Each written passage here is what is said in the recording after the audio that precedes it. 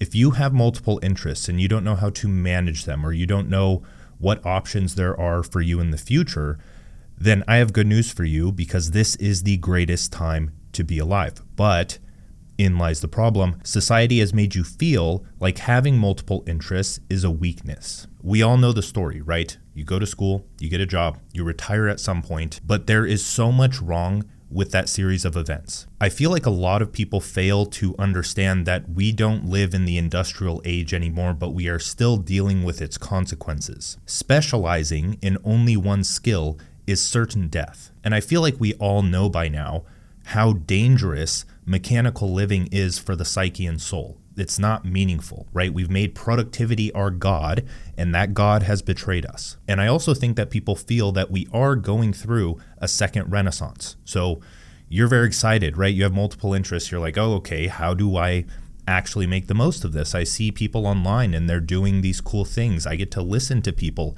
who talk about my interests, but how do I do something similar? You have to understand that your curiosity and love for learning is not a weakness.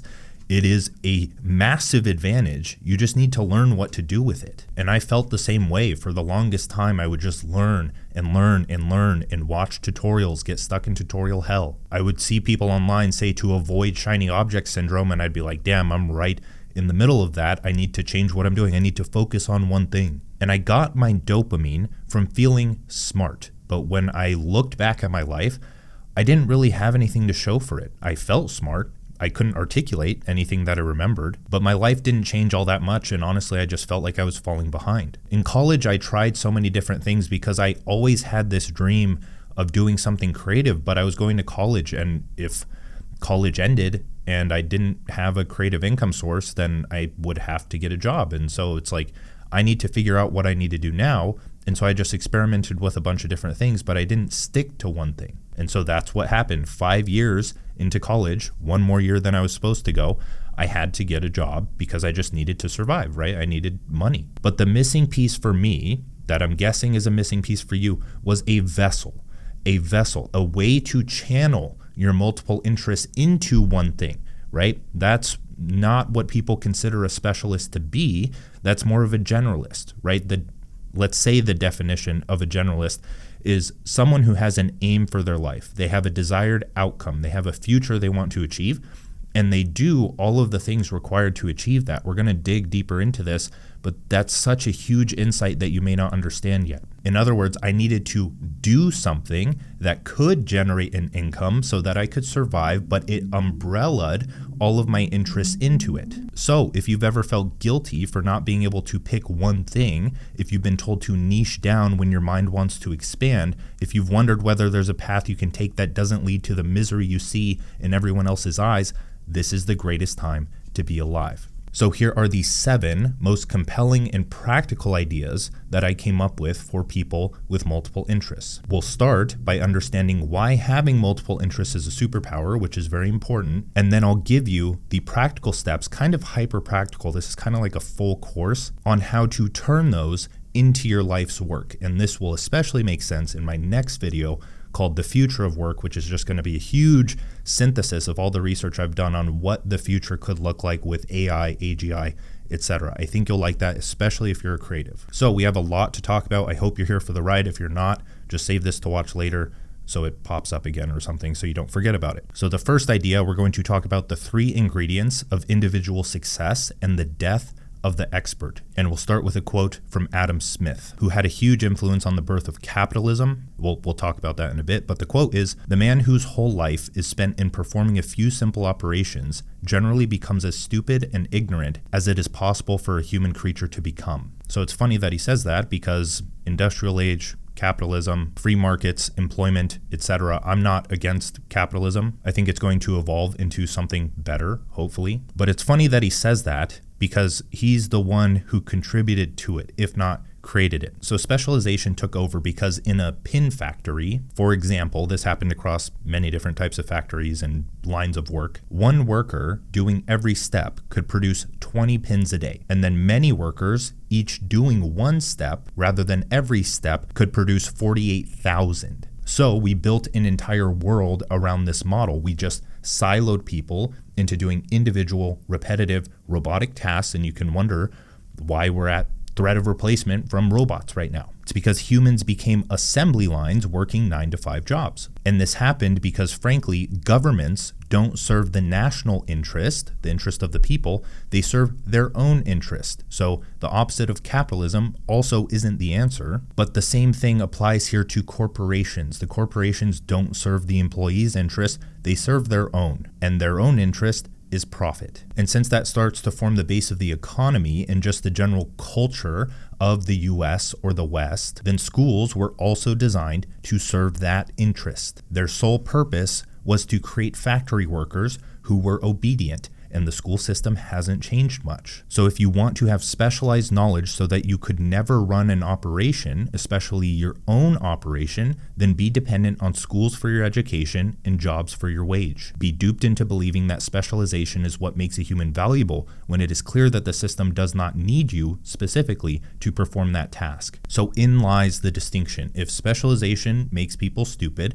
then what makes someone free? What makes someone sovereign? And there's 3 ingredients: self-education, self-interest, and self-sufficiency. So self-education is pretty clear. If you want a different result from the one that traditional education promises, then you must direct your own learning. Now, self-interest raises some flags because it sounds selfish and short-sighted, right? Everyone should be selfless. That's what you've been told. But self-interest simply means concerned with one's own interest. And if that isn't a priority for you, then whose interest are you going to serve? Especially when your survival is dependent on it. You're going to serve the interest of the schools, the jobs, and the government. And those interests are not very beneficial to you. In other words, you need to follow your own interest because your interest is often beneficial to others. And of course, this depends on what level of cognitive development that you're at, but I would assume that most people don't want to hurt most people, and I would assume that in the culture and day and age that we live in,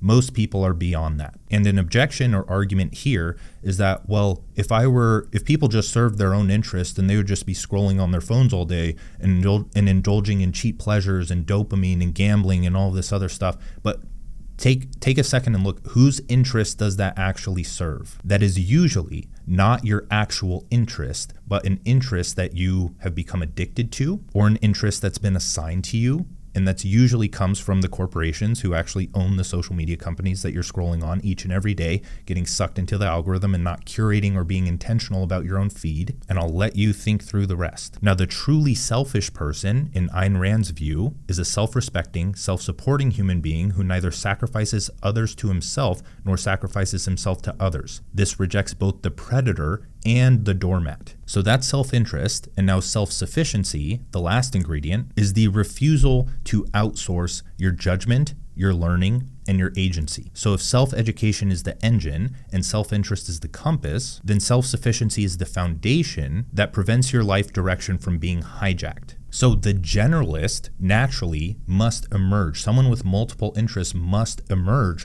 if they fit into this triad, or they develop this triad of traits, because self-interest motivates self-education. You learn things because it genuinely improves your life. You're not assigned to learn things for the interest of the system that you're within. And then self-education enables self-sufficiency, because you can only be as sovereign as the domains you understand. And if you're a specialist, you only understand one domain. There's a reason you can't run the entire operation, and why you're kept dumb to that and you're kept siloed. Because actually think about it. If you knew how to run the entire company, it was very clear to you, you understood it, you knew how to do it, then why wouldn't you do that? And last, that self-sufficiency clarifies your self-interest. So it's like a cycle. It's a triad, but it's also a cycle. Because when you're not dependent on others' interpretations, you can actually perceive what serves you. Most people pursue multiple interests as an escape from their work, but when your interests become your work or your life's work, most of them start to filter out. So you think you have all of these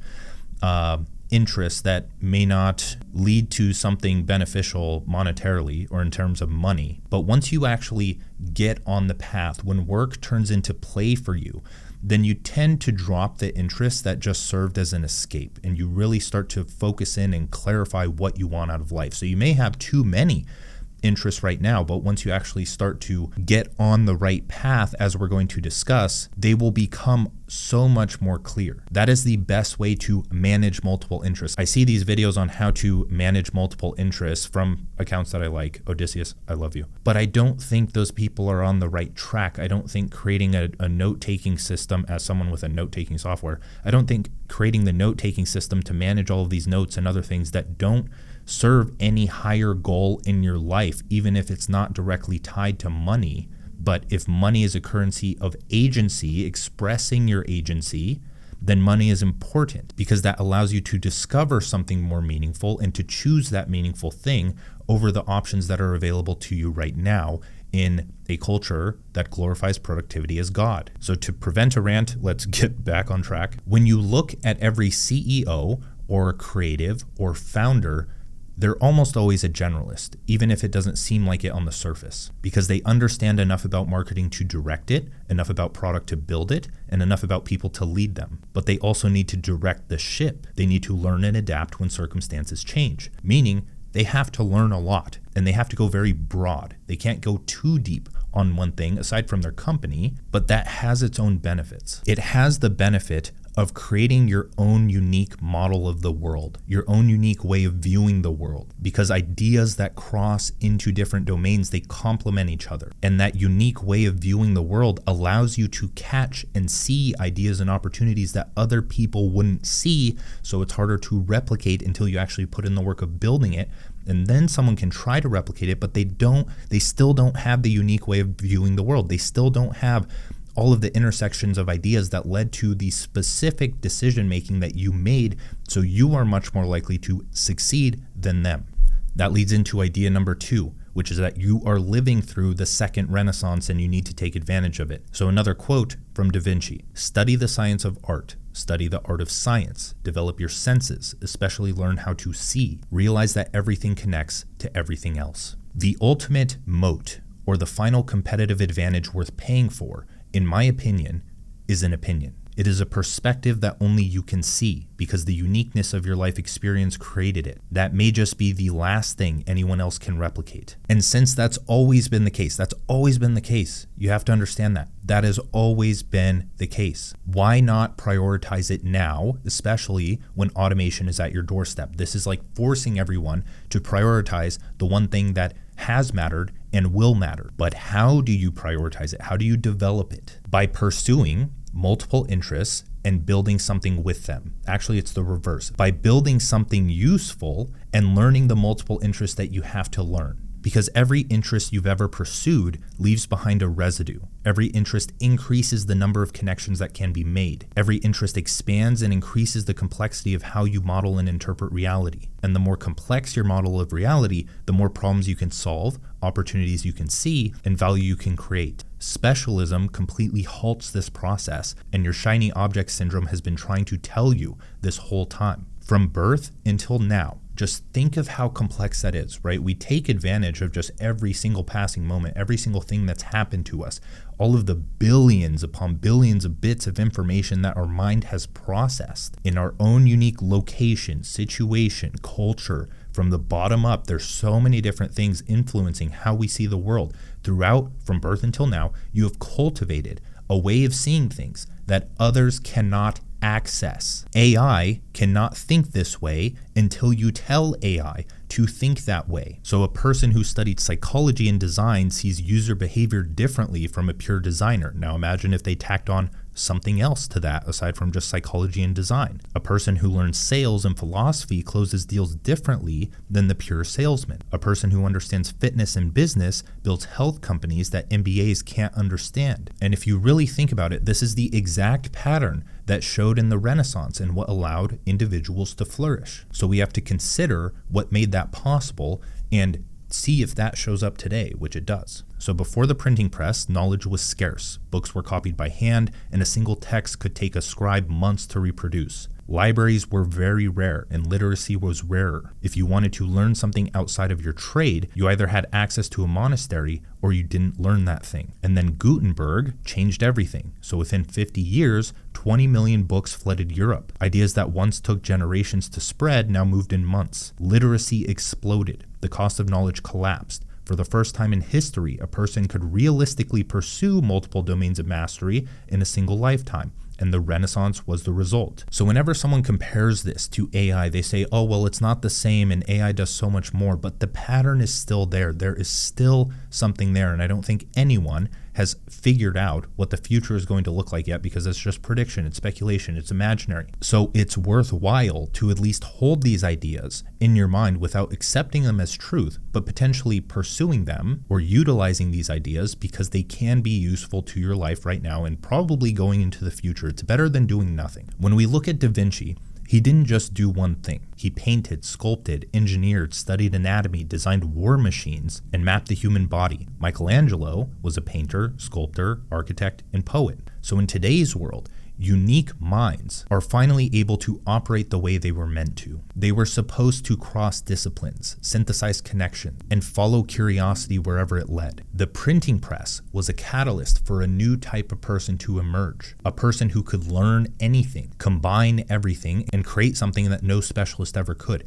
And this is happening again. So idea number 3, how to turn multiple interests into a lucrative way of life. So as a recap, there are a few things that we know so far. You have multiple interests but feel like you can't keep learning forever. You have a love for interest-based self-education but have to carve out time outside of your career to do it. You understand the need to become self-sufficient but you feel like you don't have value worth paying for yet, and you need to be able to adapt fast because we don't know what the future looks like. So the question then is, how do we combine all of these things or all of our interests into a way of life? Not a way of work-life balance, but a complete way of life, a way of turning work into play. So I'll try to make this as logical as I can and just boom, boom, boom, tie these things together. To make money from your interests, you need other people to become interested in them too. That part is trivial because if you became interested in something, other people can too. You simply must learn to persuade. So skill to learn right there, persuasion. Just read a few books on persuasion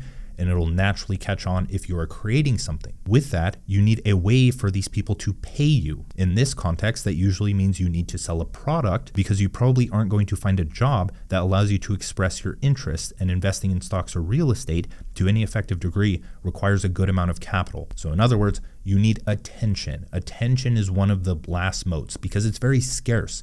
Scarcity is going to survive, right? AGI can't make attention a commodity. Right? It can provide, maybe in the future, a basic foundation for survival, right? We don't have to worry about survival anymore. The things that we see as scarce right now, a lot of the things will become commodities. But our attention, there's only so much to go around. So what's worth paying for in the future? And as a creative, you may be surprised to hear this, but it's creative work. Stop worrying about AI copying your image or copying your writing. We'll talk about this more.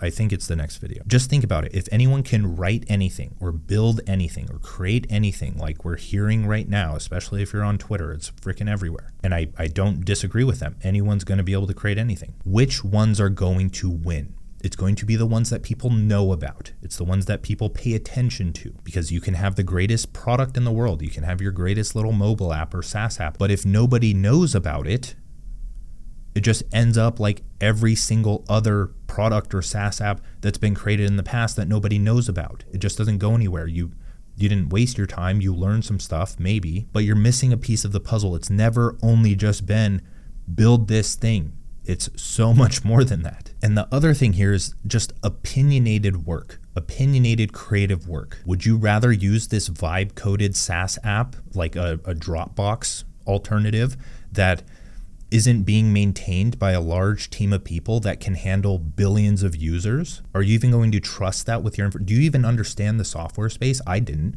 until I started building something like a Dropbox alternative with my team. But you're acting like people care a ton about the money that they spend on a useful solution in their life, and like they even want to build that thing. I mean, you don't even spend 20 minutes cooking your own food every day for health and nutrition. You pay 20 to 30 bucks for Uber Eats to deliver you food. Humans just want convenience on so many different levels, and like people are blowing this way out of proportion as to what's gonna happen. People have more things that they want to spend their time on. Not everyone in the world just wants to be inside of Claude Code building whatever suits their needs that day. Some people will, of course, but not even close to everyone. So back to the point. You need to become a creator. Now, before you cringe and leave. I don't necessarily mean become a content creator, even though I kind of do, but let's just unpack that. I mean that the solution to stop creating for someone else because you need them to give you a paycheck is to create for yourself. Humans, by nature, are creators who are convinced that being a machine would lead to the American dream. We are tool builders at our core. We thrive in any niche because we create solutions to problems. If a lion were put in Alaska, it would not build shelter and clothing. It would die. A lion belongs in its own niche. We don't belong in one niche. Everyone's telling you to niche down when everyone lives in a separate freaking niche across the world. It doesn't make sense. Now, the second thing is that every business is a media business right now. And remember, you need attention. How do you generate attention? Media. Where is media? Where is attention? Social media. And that's at least right now. Things evolve, right? Social media platforms may not last forever, but something's going to take their place. And of course, you're going to have to adapt at that point. So yes, if you have multiple interests, it would be wise, in my opinion, I don't want to just give a blanket prescription to everyone, but it's so unique. You should probably become a content creator, but you also have to really think through how saturation just does not exist in this way. There's no saturation in you meeting people in real life, right? There's a certain amount of people that you can have as close friends. There's less people that you can have as friends.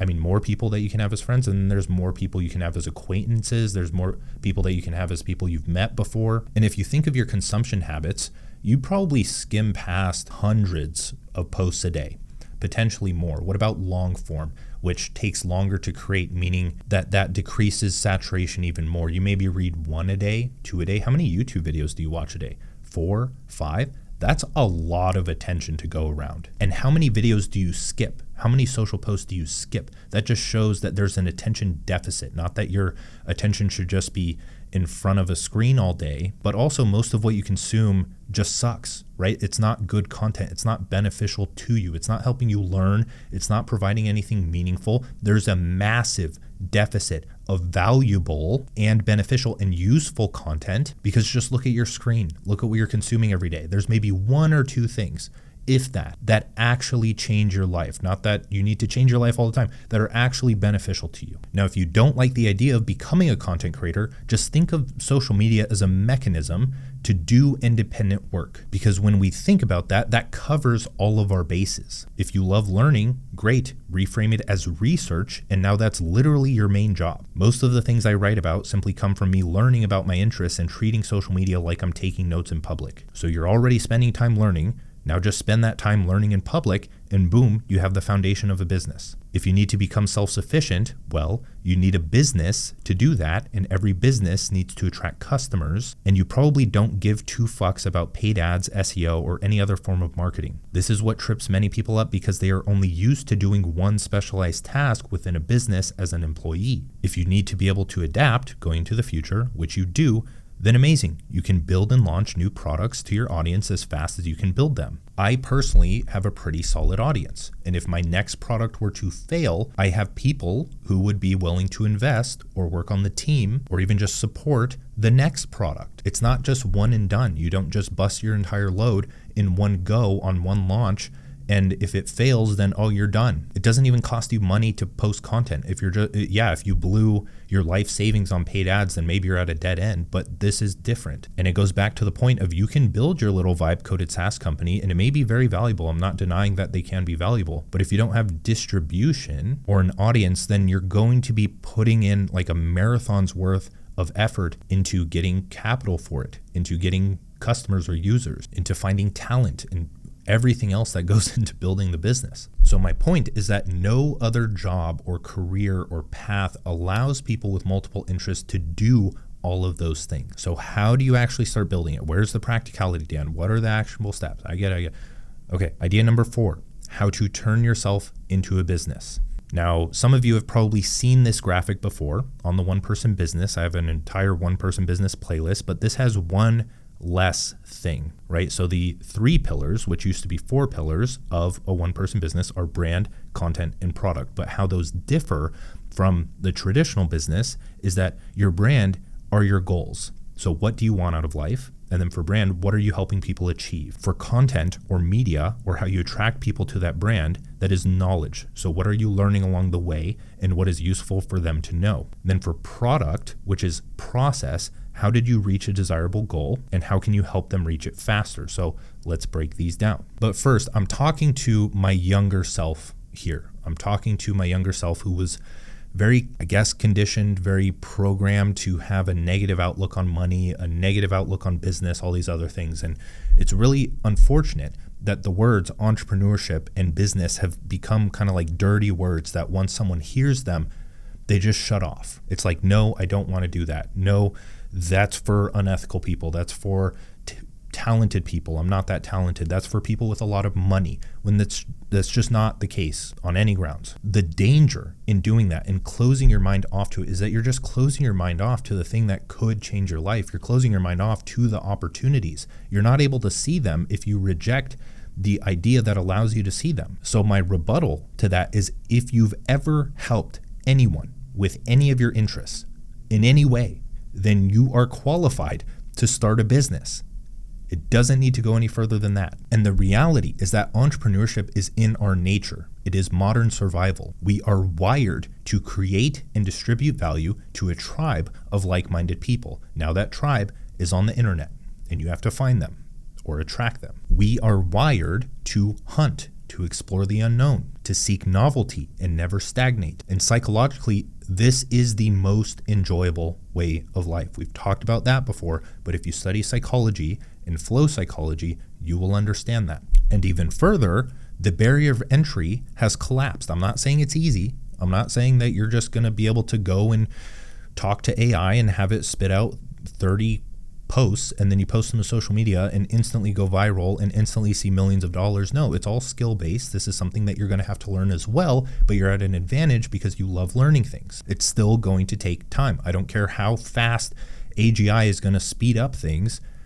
It still takes time to get any form of result in life. If you were to just get it immediately, then it would become a commodity and it would be the same thing as you scrolling on your phone and it wouldn't bring any meaning to your life. So there are two paths that you can take when doing this one-person business thing, or if it helps, just independent work or creating your life's work. Path one is skill-based. This is the typical way that people have been telling you to start a business for the longest time online, right?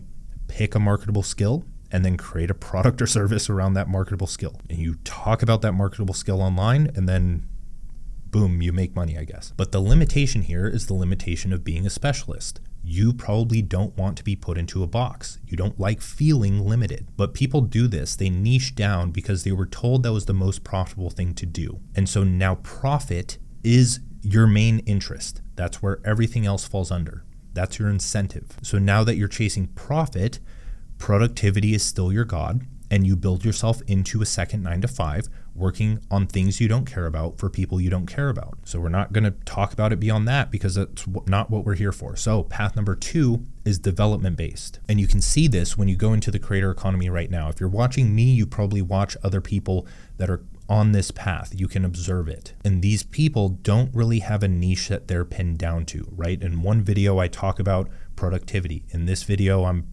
talking about business, I guess. I don't even know what it's like, a combination of interests, the things that I learned this week, really, or have learned over time. It's a synthesis of ideas with one overarching topic. Now, typically what these people do is they focus on one of the 4 eternal markets and let their interests fall under those. The eternal markets, where all human problems tend to fall, so that's where all human value tends to fall. What's valuable is health, wealth, relationships, and happiness, or even all of them, right? You can bundle all of those things into the umbrella of self-actualization. I personally believe that most of the value creators online right now, they all have one niche. It's just a massive niche. It's self-actualization. What makes it unique is how you reach self-actualization or even get close to it. You don't even have to get there. It's just your aim. It's what you're pursuing. It's what you're helping other people do. You document your journey there. You take notes that are disguised as ideas. Every single person that has the goal of self-transcendence or self-actualization, they're all taking infinitely unique paths to get there. And that's what matters. That's how you create a unique path. Someone who learns a skill, sells a marketable skill, there's usually very little paths that you can take along that path. So these types of creators, they pursue their own goals, which forms their brand. They teach what they learn, which forms their content, and they help others achieve the goal faster, which is their product. And the other powerful thing here is that when you take this path, the first path, the skill-based path, is encapsulated in it. It's a natural part of it because you're building your own business, right? You have to learn all of these things. You have to learn marketing, sales, brand, content, all of the little strategies. You need to study these things. And you just become inherently valuable when you can do that because you're learning the thing that actually gets results. Not all business owners do this. Go and talk to a small business and ask if they understand any of this. They don't. So if you learn it, you become valuable enough to be paid, and it may not be from your multiple interests yet, but it can be a stepping stone that leads you into that. That's incredible. That's why I love this path so much. And every time I talk about this, I really have to sit and ask myself, am I just like promoting this dogma? I tell people, start a personal brand, become a creator, because it makes a lot of sense to me. And I feel like I start to tout it as this one true way. But then like the more I break it down, the more it seems like the one true way. I don't know how to put it. Like I've heard objections to it, and those hold a lot of truth. Like, well, not everyone can do this. And my answer to that is, well, anyone can. The ambitious people who want to. Everyone can't do everything, right? Like there's so many things in life where it's limited to the amount of people that can do it. But this has more opportunity than most of those things. And it's all within your control. That's what I love about it. Now, the other thing that I love about it is that it flips the traditional model on its head. So with the traditional business model, you need a customer avatar and you need to niche down to that customer avatar. But with this model, you are the customer avatar. And that makes things so much more palatable. You don't need to understand or learn that much, because if you need market research, you just look at your story. You think back on your life. So you pursue your goals in life and develop yourself. And by doing that, you have already validated the usefulness of what you will offer. And then you help the past version of yourself reach that same goal. Now, one thing you're going to have to deal with here is a lot of the business gurus like Alex Hormozi. I love Alex Hormozi, nothing against them. They will tell you to sell to the rich. So you may not have been a rich person in your past, and that's okay. That doesn't mean that this way doesn't work. It's just an alternative route for people who have that like deep desire to do something more creative and spend a lot of their time on what they deem meaningful. Not to say that the other way isn't meaningful. I think you're getting the distinction here. So it has to be somewhat of a conscious choice, but that also doesn't mean that you're limited in any way. To brag, I guess, like I've made a lot of freaking money doing this. It's incredible. I never would have thought that I would have been able to make this much money. I'm starting a bigger business. Well, I've been working on a software company for a long time now. I'm working on a nootropic company. More details on that. That is very cool. But I wouldn't have had these opportunities. It's just so cool. But with that, I'm going to give a caveat. Don't be a YouTube creator. Don't be a personal brand, even though I just said that. Don't be an influencer. Be you, but in a place where your work can be discovered, followed, and supported right now and for the foreseeable future. That's on the internet. So if we think of Jordan Peterson, regardless of your opinion, he's not a content creator. He goes on tours. He writes books. He even has like Peterson Academy, which is an online, very well done course. But he leverages social media as his base, and he uses the tools available to him to spread his life's work. He isn't worried about the latest content or idea trend because his own mind transcends any of the growth strategies that you can find. The quality and uniqueness in how he says his ideas is what sets him apart. So your business has to be a reflection of this just uniqueness of your mind. So how do we make that even more practical? We need to actually talk about the 3 pillars: brand, content, product. So idea 5 is that brand is an environment. So I want you to stop thinking as brand, if you think about it this way, as like your social media profile, right? Your bio and your profile picture and your website and the cool little brand colors that you have, like mine are black and white, simply because it's easy and that allows me to focus on the ideas. I want you to think about brand as an environment where people come to transform. Brand is the little world you are inviting others into. Brand isn't illustrated when a reader first visits your profile. Brand is the accumulation of ideas in your reader's mind after 3 to 6 months of following you. You illustrate your worldview, story, and philosophy for life across every single touch point. Your banner, profile picture, bio, link in bio, landing page design, pinned content, posts, threads, newsletters, videos, and the rest. So in other words, your brand is this. Pause the screen if you need to. Your brand is your story. So it would help if you spent a day or even go on a walk and just think about it and think about where you came from. What is the lowest point you've been? What are the other lows that you've been? What have you overcome?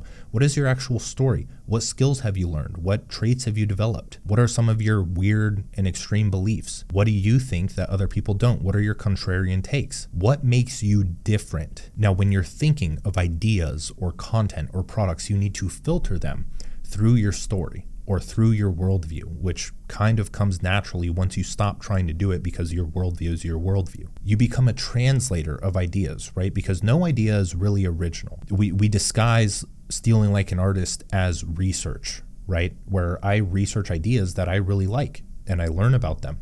And then I kind of translate them. I have a topic for my newsletter or for my video. And then I look at what other people have said about that. And I think about the books that I've read, or if I'm reading a book now, and then I pick and choose ideas and kind of tie them into something new and say them in my own words. And that alone is unique enough. So when I say filter things through your story, that doesn't mean that you have to talk about yourself all the time. Of course, personal stories or personal anecdotes like I gave at the beginning of this video when I said I used to learn and learn and learn, I got stuck in tutorial hell. That's a relatable aspect of this, but that's not necessarily what I mean. I mean translating. Now, the difficult part for a lot of people, and this was myself included, is that you don't really think your story is worth telling because you think it's boring or you haven't reflected on your growth. But it is, and you'll come to realize that. So now the point with everything that I'm saying is that your bio and your profile picture and your website colors, they do not matter at all. If you go on any social media, you're going to see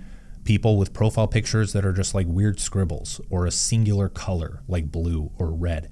You're going to go to Paul Graham's website and you're going to see that he just has an HTML website and the formatting doesn't look good at all. His essays that everyone loves are literally just like the most basic Arial text you'll find ever. It does not matter. The quality of ideas and unique perspective is what matters. So my recommendation for branding, or at least to start thinking about your brand, is to make a list of 5 to 10 people you respect online. These are the people that are kind of aspirational, the people you want to become like. Then you look at their profile picture, their bio and content. Then you take mental notes of patterns between them. And then you start formulating what you should do for your own brand with your own little spin. Now, in all honesty, I wouldn't overcomplicate this, or I wouldn't even really think about it until now. It's just going to come naturally. Don't even worry about your brand, because a lot of people get stuck on that. When I teach this, and I used to teach it in workshops and other things, people just would put off doing anything else until they got their brand right, when it really does not matter, because that's not what a brand is. A brand is what you associate yourself with, the ideas you post over time, the people you talk to, the podcasts you go on. It's like this accumulation. It's just how people view you.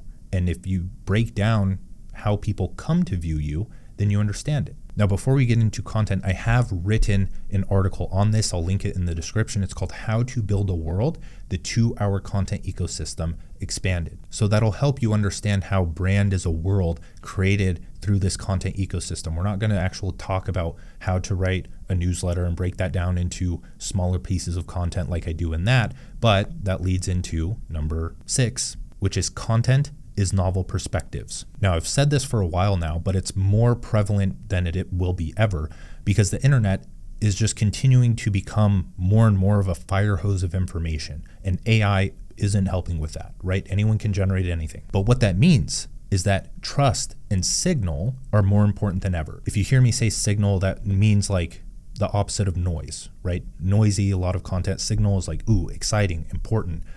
Need to pay attention to that. So in my opinion, the guiding light for your content should be to curate the best possible ideas in one place. Your brand is a collection of all the ideas you care about, in your own words, under one account on the internet. Now, if you have any plans to do podcasts or public speaking, when you look at the best podcasters or public speakers, you see that they, if you watch multiple of their podcasts, you see that they're kind of just repeating the same 5 to 10 ideas, and they're just exposing their best ideas to new audiences. That's all they're really doing. They've refined their ideas enough to know that these are the ones that are the most impactful. So what you have to do is you have to experiment and try until you have those 5 to 10 ideas, and then you have to turn those 5 to 10 ideas into each 1,000 ideas, which we'll talk about. Now, I really think a metric to aim for in your content is idea density, which means that the amount of high signal or really good ideas is just everywhere. And that slowly increases over time with time and effort. And that's what creates a brand that's worth following and paying for, because you just hit the mark all the time. So the goal of curating ideas to include under your brand should fall at the intersection of 1, performance, which is ideas that have the potential to do well, and this is a measure of how much other people will care, and 2, excitement, which is the ideas that give you a sense of excitement to write about them. This is a measure of how much you care. So it's a balance when choosing what ideas to post. It's a balance of art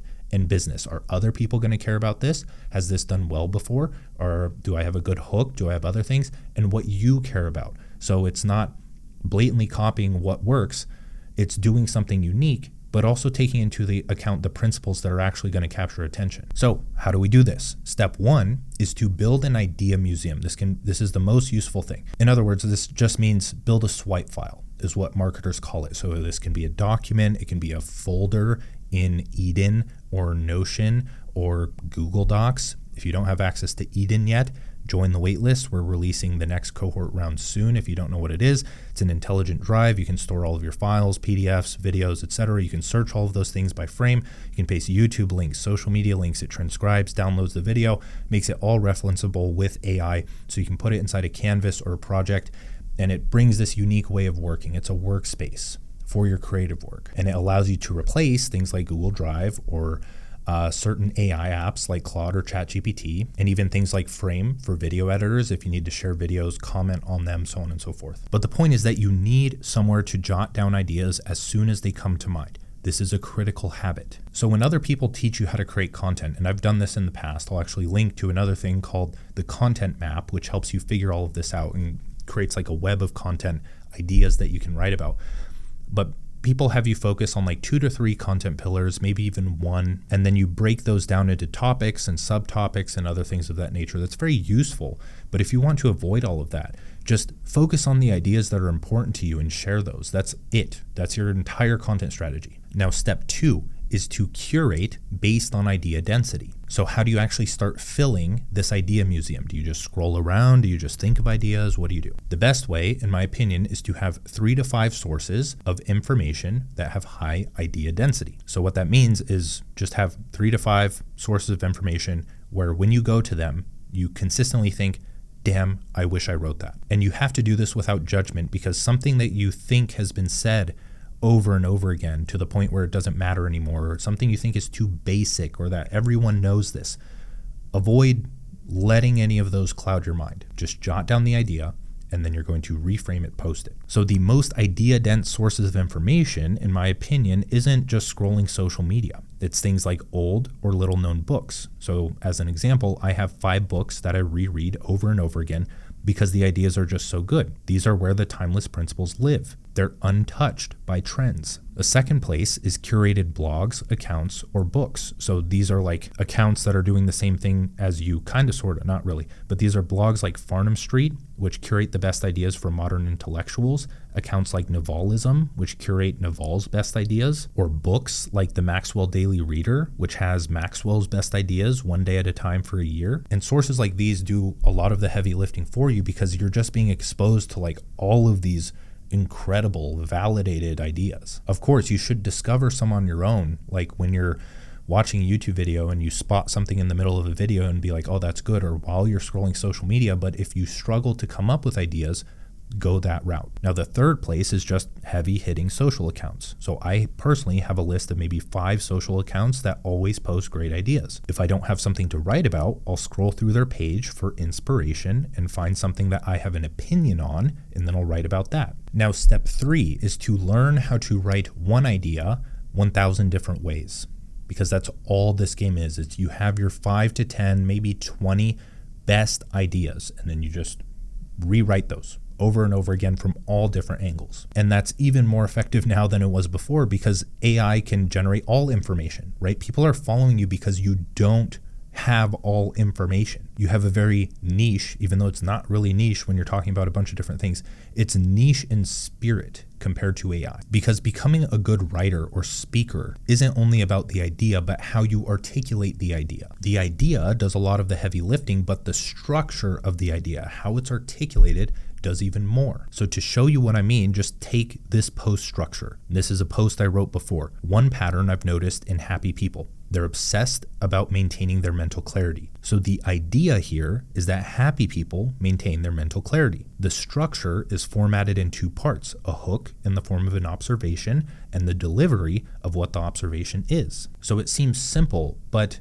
one idea with two different structures can drastically change how the idea does. So ideas are cheap, but articulation of the ideas is expensive, and you need to learn how to articulate them well. As an example of another structure, let's take the same idea. Happy people are obsessed with maintaining their mental clarity. So it would look like this. Happy people are clear-minded people. They take time for rest. They focus on one singular goal. They ruthlessly eliminate distractions. In other words, happy people are obsessive about maintaining their mental clarity. It's the same idea, a different structure, and a different impact. The first one is probably going to do a bit better. That doesn't mean the second one is bad.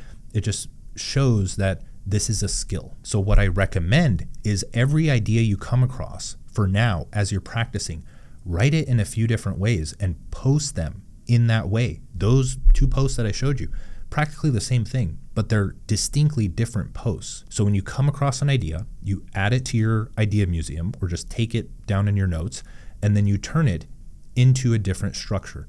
But how do you actually do that? Okay, you go to your idea museum and you look at all of the ideas in there, and then you break down the structures of those things and you start to create a second idea museum of structures that you can use. So you practice this by the first three ideas that you mark down, you break down the structure of how those things work, and then you kind of interchange them, right? Like a 3x3 matrix. So you take idea 1, plug it into idea 3 structure, and you practice writing like that. Now, what I recommend here is just employing AI for help. AI is very good at helping you learn how to do this. It's not very good at writing for you, and again, we'll talk about that in the next video, but you can use this prompt, which is do a comprehensive analysis on this social post, the overall idea, how the sentences are structured, and choice of words. Analyze why people engage with it, why it works so well, what psychological tactics are being used, and how I can replicate this style step by step with my own ideas. So you paste the prompt, you use something like Claude, and then you can either paste one post or maybe one newsletter